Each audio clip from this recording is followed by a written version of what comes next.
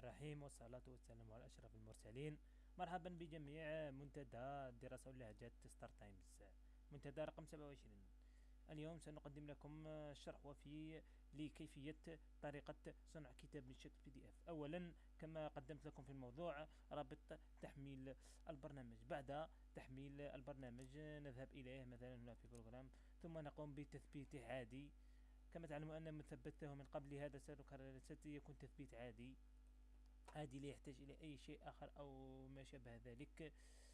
المهم تثبيت يكون عادي. ننتظر لحظة ثم نضع next إلى غاية أن ينتهي. هكذا، ثم هكذا، ثم نقوم بإنستالي. نختار واحدة منهم. بعد ذلك بعد النهاية هكذا، هنا جاءت هذه لأنني أنا ثبته من قبل. نضع exit. أنا هو موجود عندي في جهازي. الآن سنقدم لكم الطريقة. نذهب إلى مثلا إلى جهاز وورد.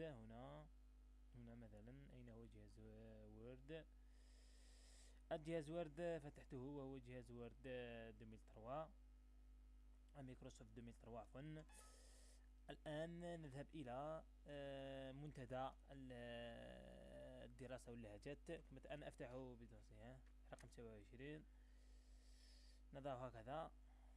ننتظر لحظة. مثلا هنا يوجد بعض المواضيع كما تلاحظون. نضع مواضيع العضو هنا في المنتدى. مواضعي، نعم كما تعلمون هم مواضعي هام هام لطلاب بكالوريا. سنضغط على هذا الدرس مثلا هام لأصحاب باك بخصوص التسجيل. بخصوص التسجيل مثلا. هذا الموضوع أريد أن أضعه على شكل كتاب PDF لكي الناس يقوم بتحميله أو ما شابه ذلك.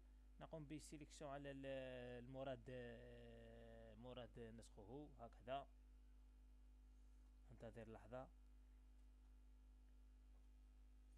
مثلا نختار هذه، ثم نقوم بكوبي، ثم نذهب هنا إلى الوورد. نضع مثلا كولي. انتظر لحظة. كما تعلم الموضوع الذي كتبته وضعته على شكل وورد. أنت ستقوم بخصوص الحجم أو ما شابه الألوان.